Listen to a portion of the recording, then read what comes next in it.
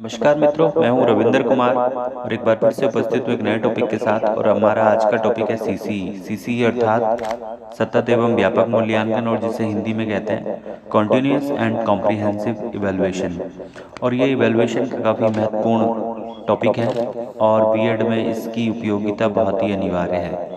अगर हम इसकी बात करें तो राजस्थान में सबसे पहले इसे फॉलो किया गया, और शुरू में जो 7 स्कूल थे, 7 स्कूल थे, वहाँ पर इसको लिया गया। और उसके उपरांत 1 अप्रैल 2010 को पूरे ऑल ओवर राजस्थान में इसको फॉलो किया गया।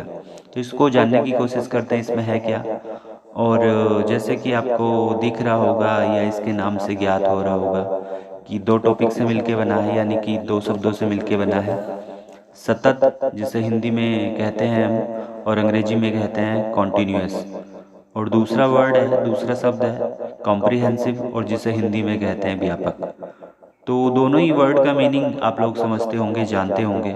कॉन्टिन्यूअस मीन्स लगातार, अर्थात काम का जारी होना, और कॉम्प्रिहेंसिव मीन्स अर्थात ब्रॉड एरिया, अर्थात व्यापक क्षेत्र। तो कॉन्टिन्यूअस की बात करें, अगर हम इवैल्यूएशन की बात कर दें तो इवैल्यूएशन मीन्स जब से बच्चा स्कूल में जाता है, अर्थात पहले दिन से उसका इवैल्यूएशन होना शुरू हो जाता है। और पहले दिन से तात्पर्य है कि जब बच्चे ने एडमिशन लिया, उसके बाद पहली क्लास उसने लगाई, तो तब उस पहले दिन से, पहले घंटे से उसका इवैल्यूएशन होना शुरू हो गया। और ये इवैल्यूएशन तब तक चलेगा जब तक बच्चा लास्ट, यानी कि अपना रिजल्ट कार्ड उसे ना मिल जाए, अर्थात रिजल्ट में मैन्युफैक्चर, यानी कि रिजल्ट बनने से पहले तक वो इवैल्यूएशन का प्रोसेस जारी रहेगा। ऐसे ही दूसरी तरफ हम ज्ञात करते हैं या जानने की कोशिश करते हैं व्यापक का क्या मीनिंग है। व्यापक मीन्स कॉम्प्रिहेंसिव, कॉम्प्रिहेंसिव मीन्स अगर हिंदी में बात करें व्यापक, और व्यापक का मतलब है अर्थात वेरियस एरिया, बहुत सारे क्षेत्रों से। हम पहले ही बात कर चुके हैं एजुकेशन में क्या होता है। एजुकेशन के जो डेवलपमेंट का हम करना चाहते हैं वो कई क्षेत्रों में करना चाहते हैं, जैसे physically, mentally, socially, emotionally, character, moral, अर्थात हम बच्चे को सब तरह से डेवलप करना चाहते हैं। तो इसमें भी यही कहा गया है, अर्थात व्यापक क्षेत्र का मतलब है कि सब एरिया का हम इवैल्यूएशन भी करेंगे। मेंटली भी हम उसका इवैल्यूएशन करेंगे, हम उसका सोशली भी इवैल्यूएशन करेंगे, हम उसके इमोशंस का भी इवैल्यूएशन करेंगे। और उसके लिए हमने एक पूरी प्रणाली बनाई हुई होती है। और इस प्रणाली में हम बच्चे के ओवरऑल जितने भी पक्ष हैं सभी का इवैल्यूएशन करते हैं, और ये प्रक्रिया चलती रहती है उस पहले दिन से लेके जब तक उसका रिपोर्ट कार्ड बनता है। और इसको हम ऐसे भी समझ सकते हैं कि सीसीए जो पैटर्न है वो एक नया नवीन पैटर्न है। पहले ये नहीं होता था, पहले जस्ट ओनली जो ज्ञानात्मक पक्ष है उसका मेजरमेंट, उसका मापन होता था। लेकिन अब शैक्षिक पक्ष का, यानी कि शैक्षिक शिक्षा के सभी पक्षों का हम विकास, यानी कि विकास की बात करते हैं हम, ज्ञानात्मक, भावात्मक, क्रियात्मक, यानी कि सभी पहलुओं पे हम बात करते हैं, तो हम उनका इवैल्यूएशन भी करते हैं। तो आप लोगों को समझ में आ गया होगा कि ये क्या है। कॉन्टिन्यूस मीन्स लगातार, अर्थात पहले दिन से लेके जब तक रिजल्ट बनेगा। और कॉम्प्रिहेंसिव मीन्स कि सब एरिया का। ठीक है, तो हम आगे चलते हैं। अब हम जानना चाहेंगे कि इसमें होता क्या है और किस तरह से ये काम करता है। तो हम आगे चलते हैं। अगर हम इसकी बात करें तो इसमें क्या होता है, इसमें हम पूरे जो हमारा 1 ईयर का सिलेबस है उस सिलेबस को हम 2 पार्ट में डिवाइड कर लेते हैं, अर्थात 2 भागों में बांट लेते हैं। फर्स्ट पार्ट में हम 50% सिलेबस रखेंगे, एंड देन सेकंड पार्ट में भी हम 50% सिलेबस रखेंगे। उसके बाद फर्स्ट पार्ट में हम क्या करेंगे, 3 एवेल्युएशन हम उसके करेंगे। यानी कि जो 50% सिलेबस था उसको भी हमने 3 भागों में बांट लिया। पहला 10% का होगा, दूसरा भी 10% का होगा, एंड थर्ड इज़ 30%, यानी कि 30% का होगा, अर्थात एवीसी। फर्स्ट क्या होगा, फर्स्ट में रचनात्मक इवैल्यूएशन अर्थात एफए होगा, जिसे हम फॉर्मेटिव असेसमेंट या फिर जिसे हम फॉर्मेटिव इवैल्यूएशन भी कहते हैं। सेकंड 10 पार्ट में क्या होगा, बी पार्ट में, उसमें भी 10% होगा, और ये भी FA2 कहलाएगा, अर्थात इसे भी हम फॉर्मेटिव असेसमेंट 2 कह सकते हैं, और इसमें भी 10% लिया जाएगा।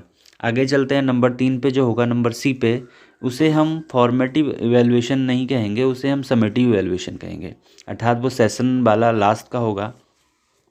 और इसमें जो कंटेंट होगा इसमें 30% कंटेंट होगा, अर्थात 30% विषय वस्तु होगी। इस तरह से हमारा फर्स्ट सेम यानी कि पहला पार्ट कंप्लीट हो जाता है, जहाँ पे हमने पूरे ओवरऑल सिलेबस का 50% भाग यूज़ किया है। अभी हमारे पास जो 50% भाग है उसको हम नेक्स्ट में बांट लेंगे, वो भी 3 भागों में होगा। तो पहला वाला 10% का होगा, जिसे हम रचनात्मक यानी कि जिसे हम FA सेकंड कहें, FA थर्ड कहेंगे। और दूसरा वाला जो होगा वो भी 10% का होगा, उसे हम FA 4 कहेंगे। और इसमें क्या होगा, इसमें भी 10% जो कंटेंट होगा वो यूज़ होगा, अर्थात हम लेंगे। ऐसे ही नंबर C होगा इसका सेकंड पार्ट का, इसमें ऐसे लेंगे हम, और ये योगात्मक मूल्यांकन नंबर 2 कहा जाएगा। और इसे ऐसे भी कह सकते हैं, अर्थात समेटिव असेसमेंट, और इसे हम समेटिव इवैल्यूएशन 2 भी कह सकते हैं। अर्थात हमने समझ लिया होगा कि पूरे सिलेबस को हमने 2 भागों में बांट दिया। फर्स्ट सेम यानी कि 5 से 6 मंथ का एक टाइम पीरियड होगा, सेकंड पार्ट जो वो भी 5 से 6 मंथ का होगा, और दोनों में हम 50-50% सिलेबस रखेंगे। और जो फर्स्ट पार्ट है उसको भी 3 भागों में हम वर्गीकृत कर देंगे, हम उसको पार्टीशन में बांट देंगे। फर्स्ट में क्या होगा, ए पार्ट होगा जिसे FA कहेंगे, और उसमें कंटेंट 10% होगा। ऐसे ही सेकंड पार्ट होगा, उसमें भी कंटेंट 10% होगा, विषय वस्तु 10% होगी, और उसे FA 2 कहा जाएगा, अर्थात फॉर्मेटिव असेसमेंट 2 कहा जाएगा। उसे हम फॉर्मेटिव इवैल्यूएशन 2 भी कह सकते हैं। ऐसे ही नंबर 3 में होगा नंबर C, जिसे हम कहते हैं, लेकिन ये नंबर 3 में क्या होगा, 10% नहीं होगा, 30% सिलेबस लिया जाएगा, और इसे कहलाएंगे या इसे हम कहेंगे SA 1, और अर्थात हिंदी में बात करें तो योगात्मक मूल्यांकन 1 कहेंगे। ऐसे ही नंबर 2 पे यानी कि जो दूसरा पार्ट है हमारा, जहाँ पे हमने 50% विषय वस्तु की व्यवस्था की है, उसको भी हम 3 भागों में बांट देंगे। इसका टाइम भी सेम रहेगा, 5 से 6 मंथ। और यहाँ भी क्या होगा, फर्स्ट में 10% सिलेबस होगा, जिसे FA 3 कहा जाएगा, अर्थात रचनात्मक मूल्यांकन नंबर 3। ऐसे ही दूसरा पार्ट होगा इसका नंबर B, इसे भी रचनात्मक इवैल्यूएशन यानी कि रचनात्मक मूल्यांकन कहेंगे। FA 4 भी कह सकते हैं इसे हम, रचनात्मक मूल्यांकन 4 भी कह सकते हैं, जो कि B नंबर के अंतर्गत आएगा। ऐसे ही नंबर थर्ड में यहाँ पर क्या होगा, 30% सिलेबस लिया जाएगा, और यहाँ पर जो इवैल्यूएशन होगा वो होगा योगात्मक मूल्यांकन। और ये योगात्मक और जो आकलित मूल्यांकन है हम पहले वीडियोज़ में पढ़ चुके हैं, अर्थात हम समझ गए होंगे। अब आगे चलते हैं। तो इसमें हमने देखा कि पूरे का पूरा इवैल्यूएशन क्या हो रहा है, कुछ पार्ट्स में डिवाइडेड हो रहा है, अर्थात पहले जो विषय वस्तु थी वो 1 साल में पढ़ाई जाती थी पूरी, उसी सेम विषय वस्तु को हम 2 भाग में बांट रहे हैं 50-50% करके, और टाइम पीरियड भी वही रख रहे हैं 5 से 6 मंथ। वो 1 साल है तो उसको हमने 2 भागों में बांट लिया, 5 से 6 मंथ, और दूसरा 5 से 6 मंथ अर्थात 12 ईयर्स यानी कि 12 मंथ्स हो जाएंगे। और इसको सब यानी कि 3 पार्ट में हमने प्रत्येक सेमेस्टर या सेमेस्टर भी कह सकते हैं, या पहला एकेडमिक सेशन भी कह सकते हैं, और दूसरा एकेडमिक सेशन भी से हम कह सकते हैं। तो आप लोग समझ गए होंगे। अब हम बात करते हैं इसके कुछ ग्रेडिंग सिस्टम पे। ग्रेडिंग सिस्टम अर्थात जो हमारा पहले मार्क्स वाला प्रणाली चलता था उसको थोड़ा सा चेंज कर दिया है, और उसमें चेंज ये कर दिया है कि ये जो पॉइंट होंगे वो 9 पॉइंट होंगे, और फर्स्ट में क्या होगा, फर्स्ट में 91 से 100 का होगा, जिसे हम A1 कह सकते हैं, अर्थात A1 ग्रेड दे सकते हैं उसे हम, और इसे हम A डबल स्टार भी कह सकते हैं, अर्थात A के ऊपर 2 स्टार, अर्थात इसे A डबल स्टार भी कहा जा सकता है। नंबर 2, यहाँ पर जो ग्रेडिंग होगा वो 81 से 90 के बीच होगा, और इसे हम A2 कहेंगे, और A2 की जगह इसे हम A स्टार 1 भी कह सकते हैं। ऐसे ही नेक्स्ट है 71 से 80, जिसे हम B डबल स्टार कह सकते हैं, अर्थात B1 कह सकते हैं। और नेक्स्ट अगला है 61 से 70, इसको कहा जाता है B, और B सेकंड पोजीशन या B स्टार 1 कह सकते हैं। ऐसे ही 51 से 60, इसे हम C डबल स्टार भी कह सकते हैं और C1 भी कह सकते हैं। ऐसे ही नेक्स्ट है हमारे पास 91 से 50, इसे C सेकंड भी कह सकते हैं, C स्टार 1 भी कह सकते हैं इसे हम। तो 40 से 50 तक तो सेम रहेगा, अर्थात 100 से 50 तक तो सही रहता है, हम इजीली इसे याद कर सकते हैं। लेकिन जो नेक्स्ट हमारा ग्रेड होगा वो 33 का होगा, और 33 से लेके 40 तक का होगा, इसे हम ग्रेड D के अंतर्गत रखते हैं। आगे नेक्स्ट है जिसे हम 20 से लेके 32 में रखते हैं, और इसे E डबल स्टार भी कह सकते हैं। और जो लास्ट है वो 20 से लेके कम, यानी कि जो 20 से कम का बच्चा होगा उसे हम E स्टार में रखेंगे। तो ये है इसका ग्रेडिंग सिस्टम। पहले मार्क वाला सिस्टम चलता था, आपने CBSE का मार्कशीट देखा होगा, आपने तमाम ऐसी मार्कशीट देखी होंगी जहाँ पर आप ग्रेडिंग सिस्टम को फॉलो करते हैं। अगर बात करें तो यूपी बोर्ड में भी आजकल ग्रेडिंग सिस्टम को फॉलो किया जा रहा है, जो कि सबसे बड़ा बोर्ड है, लेकिन यहाँ पर भी हम ग्रेडिंग सिस्टम को वरीयता दे रहे हैं।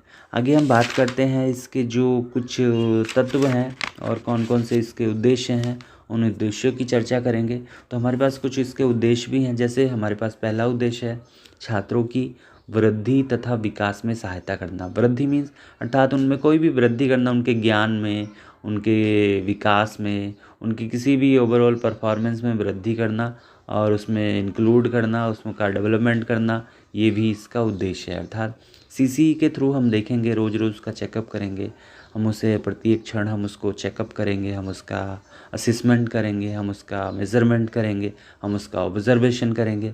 हम क्या कर सकते हैं, उसका जो डेवलपमेंट है उसको हम क्या कर सकते हैं, बढ़ा सकते हैं, अच्छा कर सकते हैं, उसमें वृद्धि कर सकते हैं।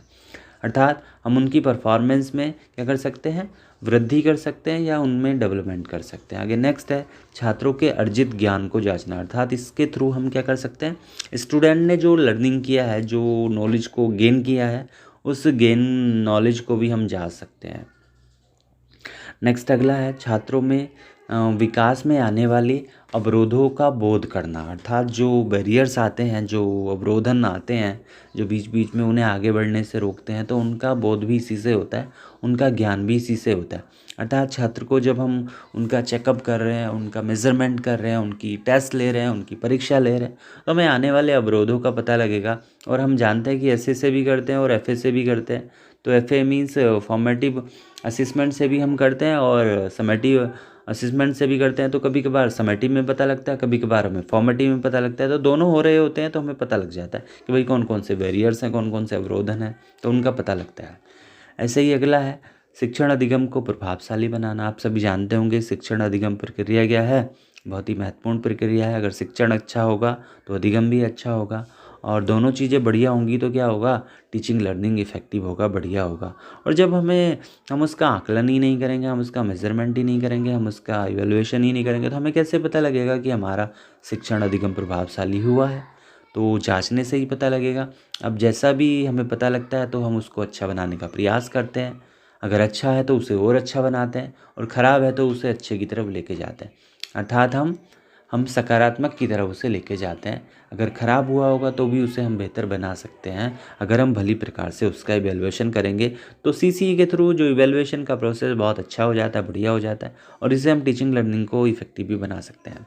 नेक्स्ट है हमारे पास पाठ्यक्रम में सुधार हेतु आधार तैयार करना। अर्थात इसके थ्रू हम क्या कर सकते हैं, पाठ्यक्रम में इम्प्रूवमेंट भी कर सकते हैं।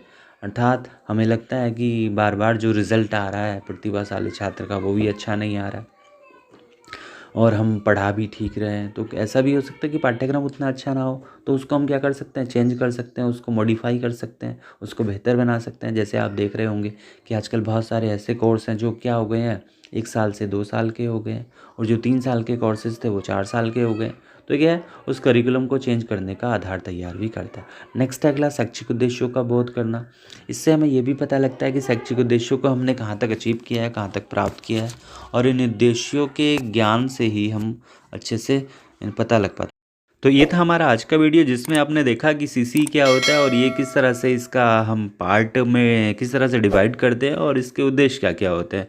उम्मीद करता हूँ ये वीडियो आपको अच्छी लगी होगी, और वीडियो अच्छी लगी होगी तो आप इसे लाइक कर सकते हैं और कमेंट में अपने सुझाव भी लिख सकते हैं। तो thank you for watching this video, और चैनल को सब्सक्राइब कर लीजिएगा। और हमारे चैनल का आप नाम जानते होंगे, एजुकेशनल प्लैनेट, तो एजुकेशन से रिलेटिव सारी जानकारी आपको यहाँ मिलती रहेगी। So thank you very much.